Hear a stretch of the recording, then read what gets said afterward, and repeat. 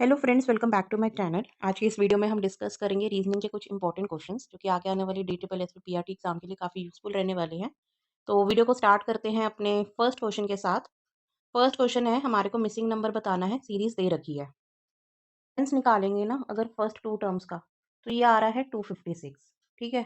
ऐसे ही फिर 1529 और 1333 का डिफरेंस निकालेंगे अगर, तो ये आ रहा है 196।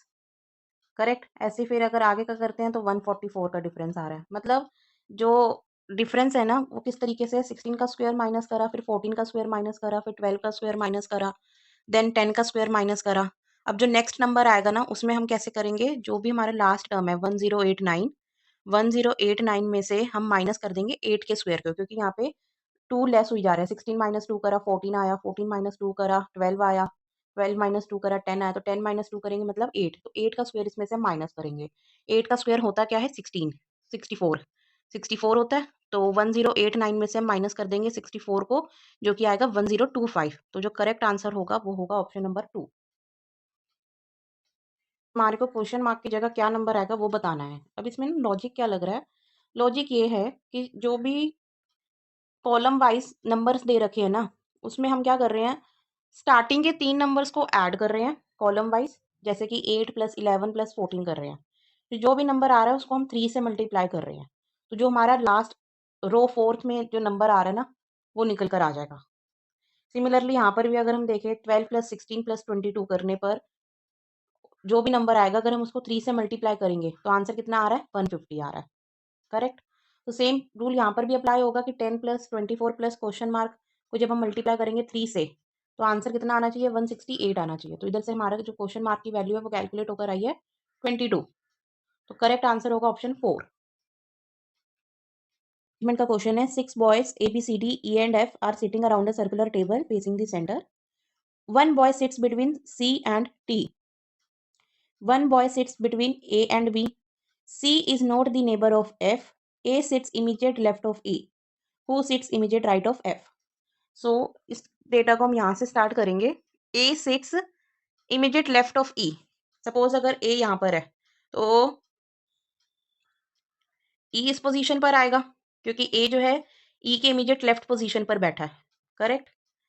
One boy sits between A and B, और एक बॉय जो है ए और बी के बीच में बैठता है। ओके। तो हम बी को यहाँ पर भी बिठा सकते हैं। करेक्ट। और यहाँ पर भी हम बी को बिठा सकते हैं। आगे बता रखा है, one boy sits between C and D, कि एक बॉय बैठता है सी और डी के बीच में, and C is not the neighbour of F. लेकिन जो सी है ना, C is not the neighbour of F. तो लेट सपोज हम दूसरा केस भी बना लेते हैं यहाँ पर। करेक्ट। हमने इस तरीके से पोजीशन रखी हुई है, और यहाँ पर हमने ए को बिठाया, ई यहाँ पर बैठेगा, और ए और बी के बीच में एक पर्सन बैठ रहा है। One boy sits between A and B. तो दो केस बन गए हमारे, अगर बी इस तरफ बैठेगा। ठीक है। अब आगे क्या दे रखा है, one boy sits between C and D, C is not the neighbour of F. देखो, अगर हम केस 2 जो अभी हमने बनाया है वो लेते हैं, तो सी और डी के बीच में एक बॉय बैठेगा। करेक्ट। तो सिर्फ एफ के लिए एक पोजीशन बचेगी, लेकिन बता रखा है कि जो एफ सी है ना वो एफ का नेबर नहीं है, तो केस 2 हमारा नहीं बनेगा, पॉसिबल ही नहीं है। तो हम इसी केस को कंटिन्यू करेंगे, और इस तरीके से इसकी पोजीशन बैठेगी। हमने यहाँ पर बी को बिठाया, सी और डी यहाँ पर बैठ जाएंगे, और क्योंकि सी का इमीडिएट नेबर नहीं है तो यहाँ पर एफ बैठेगा। करेक्ट। इसलिए हमने डी को यहाँ रखा है, हमने यहाँ पे सी को नहीं रखा था। ओके। सो ये हमारा फाइनल डायग्राम बनेगा। और क्वेश्चन में पूछा गया, who sits immediate right of F. Immediate right of F में कौन बैठा हुआ है, डी बैठा है। तो करेक्ट आंसर है option 2। A, B, C, D, and E attend 5 different schools, S1, S2, S3, S4, and S5, not necessarily in the same order. Each also likes a different subject, namely D1, D2, D3, D4 and D5. तो हमारे को जो data दे रखा है उसमें क्या दे रखा है, हमारे को स्कूल्स दे रखे हैं। ठीक है। हमारे को स्टूडेंट्स बता रखे हैं, और हमें उन्हें कौन कौन से डिफरेंट सब्जेक्ट्स लेते हैं वो बता रखे हैं। A goes to S5, confirm data है। A goes to S5 but does not like D3, but A जो है D3 लाइक नहीं करता है। C likes D4, confirm data. C likes D4. The one who goes to S1 likes D5. Okay, जो S1 जाएगा उसको D5 पसंद है। आगे D गोज टू S3, जो D है वो S3 में जाता है, तो कंफर्म डेटा है D S3 में जाता है, correct. E does not like D5, E को D5 नहीं पसंद है, okay. The one who goes to S2 likes D1, और S2 में जो जाता है वो D1 सब्जेक्ट लाइक करता है, ठीक है। तो जो भी हमारा कंफर्म डेटा था वो हमने यहाँ पे पहले टेबल में कंफर्म करके लिख दिया है, करेक्ट। अब हम सबसे पहले ना स्कूल वाला कॉलम फिल करते हैं, ओके। अब क्वेश्चन में दे रखा था कि the one who goes to S2 like D1,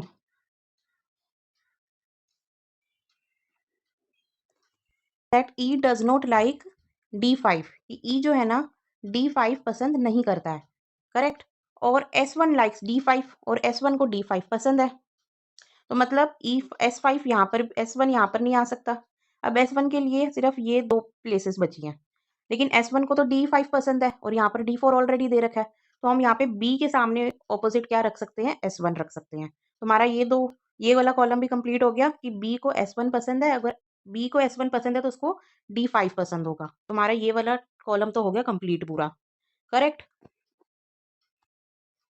column में 2 बच गए हैं, एक सी बचा हुआ है और एक ई बचा हुआ है, ठीक है। और क्वेश्चन में लिखा हुआ है the one who goes to S2 likes D1, तो सी के कॉलम में तो ऑलरेडी D4 है, तो ई के कॉलम में क्या हो जाएगा, S2 हो जाएगा। और अगर S2 ई के कॉलम में है तो D1 यहाँ पर आ जाएगा, करेक्ट। और बचा क्या, S4, सिर्फ S4 बचा, तो हमारा इस तरीके से स्कूल वाला कॉलम तो हो गया कंप्लीट। हमारा सिर्फ एक ए बचा है और एक डी बचा है, ठीक है। और क्वेश्चन में ये भी बता रखा था कि A goes to S5 but does not like D3, मतलब यहाँ पर D3 नहीं आएगा, तो D3 के लिए सिर्फ एक प्लेस बची, दैट इज D। तो D के आगे क्या आ गया, D3, और सिर्फ एक सब्जेक्ट बचा था, दैट इज D2, तो हम वो ए के कॉलम में डाल देंगे। तो इस तरीके से हमारा पूरा डेटा कंप्लीट हो गया। अब क्वेश्चन में पूछा है which of the following statement is correct. B likes D5 correct है, सी गोज टू S4 ये भी करेक्ट है, तो करेक्ट आंसर होगा option number 4, both first and second. Following arrangement and answer the question given carefully. तो in the given arrangement how many alphabets are there which are immediately preceded by a symbol, मतलब हमें वो बताना है कि कितने alphabets हैं given arrangement में जिससे पहले एक सिंबल है, ठीक है। तो अगर हम अल्फाबेट्स को देखें तो एक तो यहाँ पर ये एम है, एम से पहले हैशटैग का सिंबल है, फिर है जी, जी से पहले ग्रेटर देन का सिंबल है, फिर है ये एफ, एफ से पहले क्या है, स्टार, फिर है नेक्स्ट एक्स, एक्स से पहले डॉलर का साइन है, करेक्ट। फिर इसके बाद है ए से पहले क्या है, परसेंटेज का साइन है, फिर है नेक्स्ट डी, डी से पहले एट द रेट है, और फिर लास्ट है क्यू, क्यू से पहले एक्सक्लेमेशन मार्क है। तो कितने अल्फाबेट्स हो गए हमारे, टोटल हो गए 7, करेक्ट। 1 2 3 4 5 6 7, तो 7 अल्फाबेट्स हैं, करेक्ट आंसर है ऑप्शन 5। नेक्स्ट है हमारे को कोड बता रखे हैं, जैसे राम गोज टू स्कूल का कोड है, इस तरीके से रिटर्न है। तो हम कैसे करते हैं इन क्वेश्चंस को, हम ना पहले जो भी हमारे को डेटा दे रखा है उनके कोड्स और उनके डेटा को एक तरफ लिख लेते हैं, करेक्ट। फिर हम इसमें ना कॉमन निकालते हैं, जैसे कि ये हमारा फर्स्ट और लास्ट वाला सेंटेंस है, उसमें दोनों में क्या क्या कॉमन आ रहा है हम पहले देख लेते हैं। इन दोनों में क्या कॉमन आ रहा है, आर, राम, ठीक है, राम कॉमन आ रहा है। तो इसमें फर्स्ट और लास्ट में भी आर एक्स कॉमन आ रहा है, तो राम को रिप्रेजेंट करेगा आर एक्स, ठीक। जैसे ही सेम सिमिलरली यहाँ पे गोज है और यहाँ पर भी गोज है फर्स्ट और सेकंड में, और इन दोनों में क्या कॉमन आ रहा है, जी डब्ल्यू कॉमन आ रहा है, तो जी डब्ल्यू क्या रिप्रेजेंट कर रहा है, गोज रिप्रेजेंट कर रहा है। तो हमें क्वेश्चन भी हमने पढ़ लिया, what is the code for goes hospital, goes, goes के लिए तो जी डब्ल्यू है, तो जाहिर सी बात है आंसर में जी डब्ल्यू तो होगा, तो ये ऑप्शन कैंसिल, ये भी ऑप्शन कैंसिल और ये भी ऑप्शन कैंसिल। आर एक्स वैसे हो नहीं सकता क्योंकि आर एक्स का कोड जो है ना राम के लिए, तो वैसे आंसर बचेगा हमारा जी डब्ल्यू और एलपी, आंसर 4 ही होगा ऑप्शन। आगे हमारे को हॉस्पिटल का वैसे देखना है, हॉस्पिटल यहाँ पर है सेकंड वाले में और लास्ट वाले में, और इन दोनों में क्या कॉमन आ रहा है, इन दोनों में कॉमन आ रहा है एलपी, तो एलपी जो कोड होगा हॉस्पिटल के लिए यूज होगा, तो जी डब्ल्यू एल पी आंसर है इसका।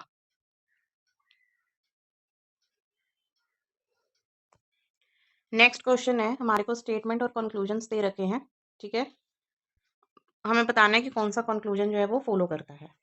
पहला दे रखा है all P are Q, no Q is F. Conclusion है नो पी इज एफ, सही है ये वाला, क्योंकि जितने भी पी हैं ऑल पी आर क्यू, और क्यू और एफ की रिलेशन हमें बता रखी है that no Q is F, तो no P is F also correct होगा। आगे है no F is Q, no F is also, no F is Q is also correct because F और क्यू के बीच की रिलेशन हमारे को दे रखी है that no Q is F, so no F is Q is also correct. तो करेक्ट आंसर होगा option number 4, both conclusion 1 and 2 follows. Next question है if A plus B means A is brother of B, A at the rate B means A is father of B. A hashtag B means A is sister of B. A dollar B means A is the wife of B. A star B means A is the mother of B. Then which of the following statement is correct for the given expression? क्या करेंगे, जितने भी female members हैं उनको हम circle से represent करेंगे, male members को हम स्क्वायर से रिप्रेजेंट करेंगे, मैरिड कपल को डबल लाइन से, सिबलिंग्स को सिंगल हॉरिजॉन्टल लाइन से, और जो डिफरेंस ऑफ जनरेशन होगा उसको हम वर्टिकल लाइन से रिप्रेजेंट करेंगे। और गिवन डेटा के अकॉर्डिंग जैसे यहाँ पर ए प्लस बी मतलब था A is the brother of B, इसका मतलब जो प्लस साइन है वो रिप्रेजेंट कर रहा है ब्रदर को, ऐसे ही same at the rate sign represent कर रहा है फादर को, हैशटैग रिप्रेजेंट कर रहा है सिस्टर को, डॉलर रिप्रेजेंट कर रहा है वाइफ को, और स्टार रिप्रेजेंट कर रहा है मदर को। अब हमारे को जो डेटा दे रखा है, डेटा दे रखा है P star Q, P star Q, star मतलब मदर, तो पी जो है मदर है क्यू की। अब पी का हमारे को जेंडर कंफर्म है कि पी जो है फीमेल है, तो पी को हम सर्कल से रिप्रेजेंट करेंगे और क्यू को अभी हम नेक्स्ट जनरेशन में लिख देंगे। अभी फिलहाल हमारे को क्यू का जेंडर कंफर्म नहीं है। आगे दे रखे क्यू प्लस आर, प्लस का प्लस क्या रिप्रेजेंट कर रहा है ब्रदर, मतलब क्यू जो है ब्रदर है आर का, तो यहाँ से कंफर्म हो गया कि क्यू जो है एक मेल मेंबर है और इसको फिर हम रिप्रेजेंट करेंगे स्क्वायर से, और सेम जनरेशन में होगा मतलब सिबलिंग्स है, सिबलिंग्स को हम रिप्रेजेंट करें सिंगल हॉरिजॉन्टल लाइन से, तो यहाँ पर आर आ जाएगा। और आगे दे रखा है आर हैशटैग एस, हैशटैग का मतलब है सिस्टर, आर जो है एस की सिस्टर है, सिस्टर है तो इसका मतलब ये फीमेल होगी, तो फीमेल को हम रिप्रेजेंट करेंगे सर्कल से, तो आर को हमने रिप्रेजेंट कर दिया सर्कल से। आगे एस प्लस टी, प्लस का मतलब क्या है ब्रदर, तो एस जो है ब्रदर है टी का, करेक्ट, तो ब्रदर है, ब्रदर मतलब ये मेल मेंबर हुआ, तो एस को हम रिप्रेजेंट करेंगे स्क्वायर से। आगे है टी डॉलर यू, डॉलर का मतलब क्या है वाइफ है, टी जो है ना वाइफ है, वाइफ है मतलब ये फीमेल मेंबर है, तो टी को रिप्रेजेंट कर देंगे सर्कल से, क्योंकि ये वाइफ है कपल है, मैरिड कपल को हम रिप्रेजेंट करेंगे डबल लाइन से, और इसका जो हस्बैंड होगा वो यू होगा, हस्बैंड मेल होगा तो इसको हम स्क्वायर से रिप्रेजेंट कर देंगे। अब क्वेश्चन में क्या दे रखा है, हमारे को स्टेटमेंट्स बतानी है कौन सी करेक्ट है। पहली स्टेटमेंट है P is the mother in law of you, correct है क्योंकि पी यू जो है पी की डॉटर का हस्बैंड है, तो पी जो हुई इसकी मदर इन लॉ हुई, correct. Next is U is the brother of R, no U तो आर का ब्रदर इन लॉ हुआ, करेक्ट, तो only one statement is correct, answer is option number 2। So guys ये थे आज के कुछ इंपॉर्टेंट क्वेश्चंस, आई होप आपको वीडियो पसंद आई होगी, प्लीज इसे लाइक एंड शेयर जरूर कीजिए। Thanks for watching.